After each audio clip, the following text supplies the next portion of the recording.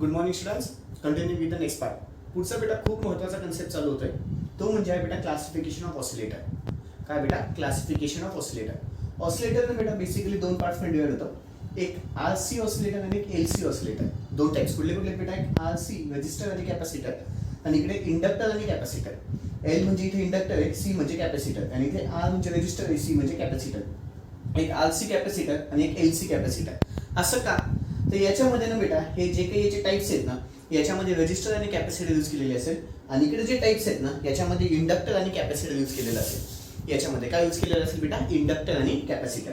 बरं, दोन टाइप्स. कुठले कुठले? आरसी ऑसिलेटर आणि अजून एक एलसी ऑसिलेटर. आरसी ऑसिलेटरचे पुन्हा दोन टाइप्स होतात. आरसी फेज शिफ्ट ऑसिलेटर आणि अजून एक कुठले बेटा? Wind bridge oscillator. RC phase shift oscillator आणि अजून एक कुठले बेटा? Wind bridge oscillator. त्याच्यानंतर एलसी ऑसिलेटरचे चार टाइप्स होतात. Hartley oscillator. हार्टली आता हा एक सायंटिस्ट होता. कॉल्पिट ऑसिलेटर. कॉल्पिट पण सायंटिस्ट होता. क्लॅप ऑसिलेटर आणि अजून एक क्रिस्टल ऑसिलेटर. अजून एक कुठले बेटा? Crystal oscillator. पुन्हा एकदा इकडे एलसी ऑसिलेटरचे चार types. Hartley oscillator, Colpitts oscillator, Clapp oscillator आणि अजून एक क्रिस्टल ऑसिलेटर. हे एवढे चार टाइप्स याचे आहेत बेटा. ठीक आहे. हे चारीचे चारही टाइप्स आपल्याला डिटेलमध्ये बघायचे आहेत. हे चारीचे चारही टाइप्स आपल्याला डिटेलमध्ये बघायचे आहेत बेटा. आजच बघायचे. ठीक आहे. आज कदाचित दोन घेऊन, नंतर मग दोन सेशन्स पुढच्या याच्यात दोन घेऊन बेटा. ठीक आहे. बरं, पण एक महत्वाचा मुद्दा, एक अतिशय महत्वाचा मुद्दा मी पहिले आता आरसी फेज शिफ्ट ऑसिलेटर चालू करणार आहे. तो चालू करण्याच्या आधी मला तुम्हाला एक आठवण करून द्या की बाबा तुम्हाला माहिती ऑसिलेटर कधी म्हणतो आपण? आता जस्ट आपण मागच्या सेशनमध्ये आपण बघितलं होतं कशालाही कुठल्याही ॲम्प्लिफायरला फीडबॅक नेटवर्कला आपण ऑसिलेटर कधी म्हणतो? जेव्हा दोघांमध्ये, पहिला मुद्दा, जेव्हा दोघांमध्ये टोटल फेज शिफ्ट किती पाहिजे बेटा? 0 किंवा सेम पाहिजे. वरच्या साईडला 180 असेल तर खालच्या साईडला पण 180. ठीक आहे. त्याच्यानंतर वरती 0 असेल तर खाली पण 0, वरती 360 असेल तर खाली पण 360. खूप महत्वाचा मुद्दा. ठीक आहे. म्हणजे टोटल फेज शिफ्ट किती पाहिजे बेटा? 0. टोटल दोघांची ऍडिशन केली, त्या दोघांचं सबट्रॅक्शन केलं तर किती आलं पाहिजे बेटा? 0. 0 मायनस 0 0च होतं. 180 मायनस 180 0च होतं. 360 मायनस 360 पण किती आलं बेटा? 0च होतं. दोघांमधला फेज शिफ्ट कंपल्सरी 0 पाहिजे. हा पहिला महत्वाचा मुद्दा. दुसरा अतिशय महत्वाचा मुद्दा म्हणजे काय होता बेटा? की नाही का त्याच्यामधलं प्रोडक्ट. कोणामधला प्रोडक्ट बेटा? Product of open loop gain. Product of कोणाचा? ओपन लूप गेन आणि feedback factor. Product of open loop gain and feedback factor must be greater than or equal to 1. Must be greater than or equal to 1.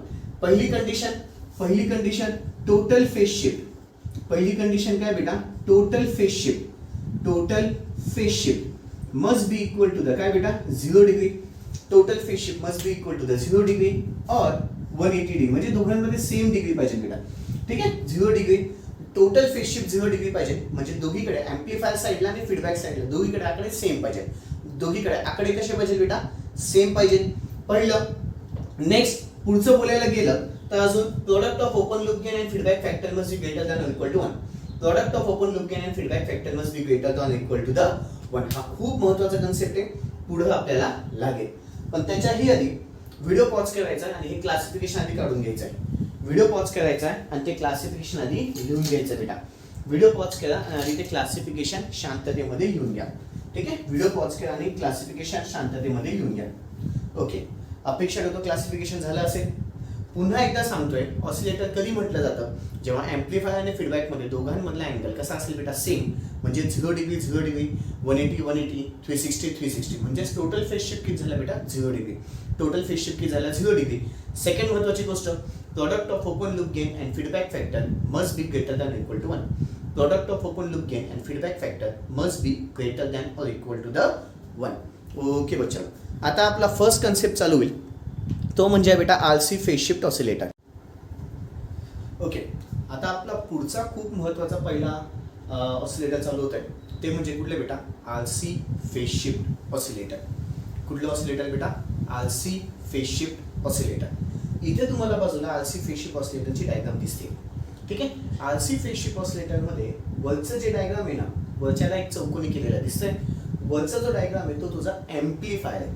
Oscillator म्हटलं की दोन गोष्टी compulsory दिसायला पाहिजेत. एक म्हणजे ॲम्प्लिफायर आणि एक म्हणजे फीडबॅक नेटवर्क. एक म्हणजे ॲम्प्लिफायर आणि एक म्हणजे कुठल्या बेटा? Feedback network. तर ॲम्प्लिफायर जे वरचं सर्किट आहे ते तुझं ॲम्प्लिफायर म्हणून काम करेल. खालचं जे आहे ना बेटा ते रजिस्टर कॅपॅसिटर रजिस्टर कॅपॅसिटर असे का? म्हणजे capacitor register capacitor register capacitor register.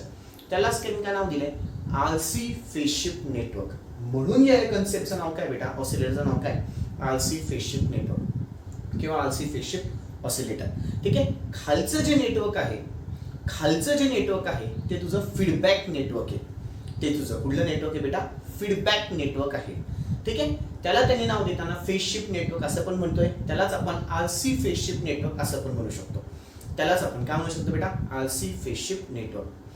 आता वरचं जे ऍम्प्लिफायर सर्किट आहे बेटा, तो टोटल फेज शिफ्ट इथे पडतो किंवा त्याच्यामध्ये 180 डिग्रीचं फेज शिफ्ट असतं असं लक्षात घ्या. फक्त ऍम्प्लिफायरमध्ये किती डिग्रीचं फेज शिफ्ट असतं, 180 डिग्रीचं. तसंच जो तुझा फेज शिफ्ट नेटवर्क आहे ना बेटा खालचा, जो तुझा फेज शिफ्ट नेटवर्क आहे खालचा, त्याच्यामध्ये पण प्रत्येक कॅपॅसिटर रेजिस्टर असे 3 आहेत बेटा. ठीक आहे. रेजिस्टर 2च दिसत आहेत, पण 2 रेजिस्टर तिघांसाठी कॉमन आहेत. म्हणजे कॅपॅसिटर 3 आहेत ना, कॅपॅसिटर रेजिस्टर. प्रत्येक कॅपॅसिटर आणि रेजिस्टर 60 डिग्रीचा फेज शिफ्ट बनत असतो. प्रत्येक कॅपॅसिटर आणि रेजिस्टर 60 डिग्रीचा फेज शिफ्ट बनत असतो.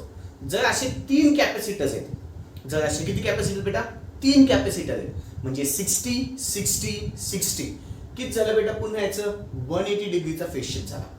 किती डिग्रीचा फेज शिफ्ट झाला, 180. म्हणजे जो खालचं फेज शिफ्ट नेटवर्क आहे त्यांनी पण किती डिग्रीचा फेज शिफ्ट बनवला बेटा, 180 डिग्रीचा फेज शिफ्ट बनवला. आणि ऍम्प्लिफायरने ऑलरेडी किती डिग्रीचा फेज शिफ्ट होता तुमचा, 180चा होता. खालच्याने पण किती बनवला बेटा, 180चा. मग टोटल फेज शिफ्ट दोघांना मायनस केलं तर टोटल फेज शिफ्ट किती आलं बेटा तुझा, 0 डिग्री. टोटल फेज शिफ्ट किती आला, 0 डिग्री. टोटल फेज शिफ्ट किती आला बेटा, 0 डिग्री. ठीक आहे. टोटल फेज शिफ्ट किती आला, 0 डिग्री किंवा आम्ही त्याला 180 डिग्री पण म्हणतो. दोन्हीकडे 180 आहे, तर इथे की टोटल फेज शिफ्ट किती झाला बेटा तुझा, 0 डिग्री. टोटल फेज शिफ्ट किती झाला तुझा, 0 डिग्री. ओके. पहिला मुद्दा फॉलो झाला. मुद्दा म्हणून जोर का देतोय बेटा, ऑसिलेटरचं पहिलं मेन काम म्हणजे काय, त्याच्यामधला टोटल फेज शिफ्ट किती पाहिजे बेटा, 0 डिग्री. तो येऊन गेला. सेकंड, याच्यामध्ये पण बेटा ओपन लूप गेन आणि फीडबॅक फॅक्टरचा प्रोडक्ट केला तर तो ग्रेटर दॅन इक्वल टू 1 असतं. डायरेक्ट लिहून टाकायचं, कंपल्सरी असतंच. पुन्हा याच्यामध्ये पण product of open loop gain and feedback factor is always greater than equal to 1. ह्या दोघं कंडिशन्स याच्यामध्ये सॅटिस्फाय होतात. म्हणून हे जे अख्खं नेटवर्क आहे हे माझं ऑसिलेटर म्हणून काम केलं. म्हणून हे जे अख्खं नेटवर्क आहे याने काय म्हणून काम केलं बेटा, ऑसिलेटर म्हणून त्याने काम करून घेतलेलं आहे. खूप खूप खूप महत्वाचा फंडा सांगितला. पुन्हा एकदा सांगतोय, जे आता सांगितलं सगळ्याच्या सगळं शॉर्टमध्ये. वरचा ऍम्प्लिफायर सर्किट आहे तो 180 डिग्रीचा फेज शिफ्ट बनवेल. खालचं फेज शिफ्ट नेटवर्क आहे ज्याच्यामध्ये रेजिस्टर कॅपॅसिटर प्रत्येकी 60 डिग्रीचा फेज शिफ्ट बनवतो. म्हणजे इनडायरेक्टली 180 डिग्रीचा फेज शिफ्ट झाला. वरच्या साईडला पण 180, खालच्या साईडला पण 180. टोटल फेज शिफ्ट किती आलं, 0 डिग्री. ठीक आहे. जे की महत्वाचं माझं काम होतं ऑसिलेटरचं, पहिलं महत्वाचं काम ऑसिलेटर तेव्हाच मी म्हणू शकतो जेव्हा त्याच्यामध्ये टोटल फेज शिफ्ट 0 असेल. पुढचा महत्वाचा मुद्दा, product of open loop gain म्हणजेच ए आणि फीडबॅक फॅक्टर म्हणजेच beta is always greater than equal to 1. याच्यामध्ये ते फॉलो होतं. ठीक आहे. एवढं झालं. पुढचं, याच्यामधली जी फ्रिक्वेन्सी बेटा, फ्रिक्वेन्सी याच्यासाठी फ्रिक्वेन्सीचा formula 1/2πRC into the 1/√6 + 4k. 1 + √ किती येते, 6 + 4k. त्याच्यानंतर इथली जी फ्रिक्वेन्सी तू व्हॅरी करू शकतो, फ्रिक्वेन्सी बदलू शकतो. कसं काय बेटा, खालचं जे तुझं आरसी नेटवर्क आहे ना, आरसी रजिस्टर कॅपॅसिटरची व्हॅल्यू हलव, पण हलवताना तिघं सोबत फॉर्म मध्ये हलवायचे. म्हणजे एकाची किंमत काही हलवली, एकाची किंमत काय हलवली असं नाही. जेवढी रजिस्टरची किंमत हलवली तेवढीच दुसऱ्या रजिस्टरची पण, जेवढी कॅपॅसिटरची किंमत चेंज केली तेवढीच कॅपॅसिटरची, तिघं कॅपॅसिटरची. ठीक आहे. सेम फॉर्म मध्ये जेव्हा मी आरसी नेटवर्क किंवा खालचं जे आहे ते रजिस्टर आणि कॅपॅसिटरच्या व्हॅल्यू चेंज करतो तर माझी इथे फ्रिक्वेन्सी पण काय होते बेटा, चेंज होते. इथे फ्रिक्वेन्सी कुठून ते कुठपर्यंत जाऊ शकते, तर फ्यू किलोहर्ट्ज टू 100 किलोहर्ट्ज. तर फ्यू किलोहर्ट्ज पासून ते 100 किलोहर्ट्ज पर्यंत इथे फ्रिक्वेन्सी माझी व्हॅरी होऊ शकते. पुढचं ऍडव्हान्टेज, पहिला advantage simple in circuit. Second advantage, sine wave can be obtain at the output. Second advantage काय बेटा, sine wave can be obtain at the output. Disadvantages पण आहेत. पहिला डिसएडव्हान्टेज, पुअर फ्रिक्वेन्सी स्टॅबिलिटी आणि difficult to get the variable frequency at the output. म्हणजे आउटपुटला variable frequency मला भेटणं थोडंसं अवघड जातं. ऍप्लिकेशन कुठे यूज होतं, एफ म्हणजे ऑडिओ फ्रिक्वेन्सी मध्ये यूज होतो, एच जी म्हणजे सिग्नल जनरेटरसाठी यूज होतो आणि लो आणि मिडियम फ्रिक्वेन्सी सिग्नल जनरेटरसाठी पण यूज होतो. लो आणि मिडियम फ्रिक्वेन्सी सिग्नल जनरेटरसाठी पण हे यूज केलं जातं बेटा. कळालं, सगळं माझा कन्सेप्ट संपला. कशाचा बेटा, आरसी फेज शिफ्ट ऑसिलेटर. कशाचा कन्सेप्ट संपला बेटा? RC phase shift oscillator. एवढं एक फिट डोक्यात ठेवा, कुठल्याही नेटवर्कला आपण तेव्हाच ऑसिलेटर म्हणतो जेव्हा त्याच्यामधला टोटल फेज शिफ्ट 0 डिग्री आहे. इथे तो फॉलो झाला. आणि अजून एक काय, product of open loop gain आणि feedback factor must be greater than equal to the 1. Product of open loop gain and feedback factor must be greater than equal to the 1. हे दोघं फंडे फॉलो होतात. म्हणून ह्या सर्किटला किंवा ह्या नेटवर्कला मी काय म्हणू शकतो? RC phase shift oscillator. म्हणून या नेटवर्कला मी काय म्हणू शकतो? RC phase shift oscillator. चलो, व्हिडिओ पॉज करायचा आहे, सर्किट डायग्राम सगळ्यांनी काढून घ्यायची आहे. व्हिडिओ पॉज करायचा आहे, सर्किट डायग्राम सगळ्यांनी काढून घ्यायची आहे. ओके, अपेक्षा हेतू झाला असेल, अपेक्षा हेतू झाला असेल. आता आपण याची लिखापडी बघू बेटा. चलो, the above figure shows the circuit diagram of RC phase shift oscillator. The above figure shows the circuit diagram of RC phase shift oscillator. The above figure shows the circuit diagram of RC phase shift oscillator. पुढचा point, it consists of common emitter amplifier. पॉवरच्या साईडला common emitter amplifier बेटा. कुठला amplifier आहे ते?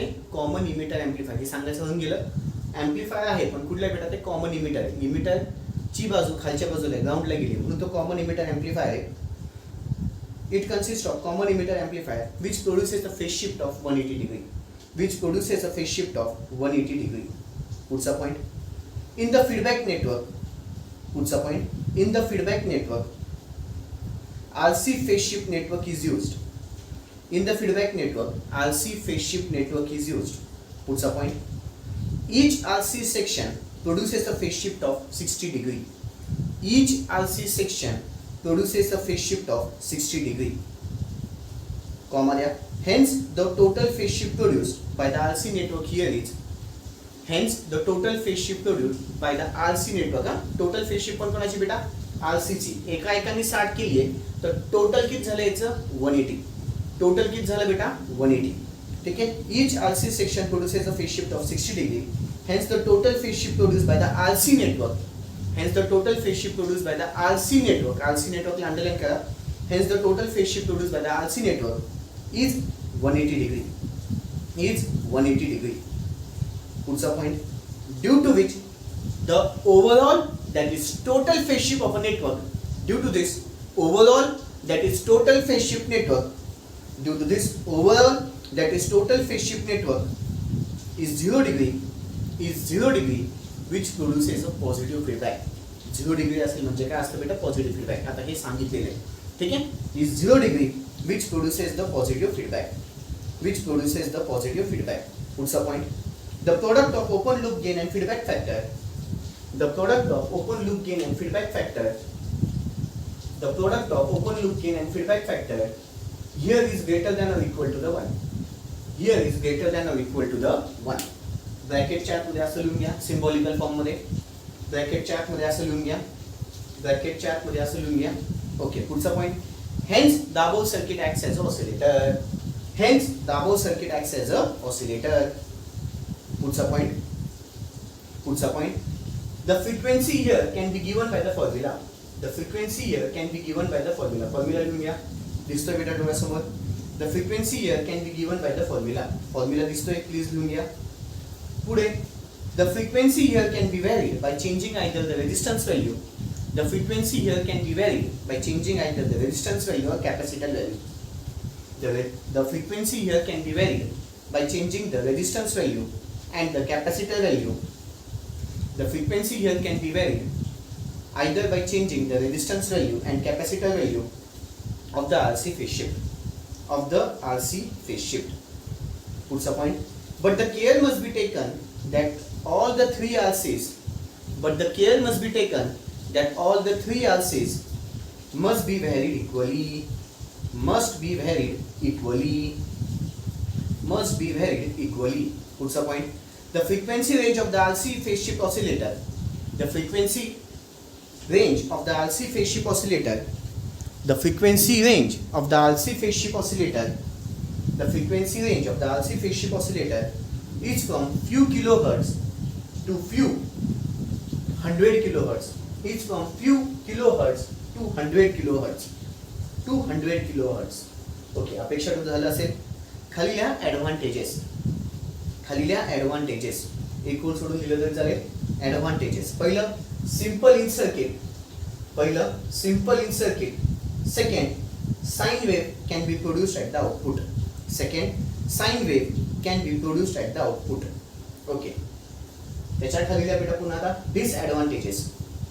Disadvantages पहिलं poor frequency stability, पहिलं poor frequency stability, and second it is difficult to get the variable output at the output. It is difficult to get the variable frequency at the output. It is difficult to get the variable frequency at the output. Okay, एक ओळ सोडून खाली पुन्हा application, एक ओळ सोडून खाली पुन्हा ऍप्लिकेशन. पहिलं application it is used in audio frequency, पहिलं application it is used in audio frequency. Second application it is used in signal generators, second application it is used in signal generators. Third application, it is used for low and medium frequency sine generators. It is used for low and medium frequency sine generators. Okay, एका session मध्ये आपण एकच oscillator घेऊ बेटा, म्हणजे तो fit डोक्यात व्यवस्थित बसेल. ठीक आहे, एका सेशन मध्ये आपण एकच घेऊ, बाकीचे आपण नेक्स्ट व्हिडिओ मध्ये बघू बेटा. Okay, that's all. बाकीचं उद्या. Thank you, good day.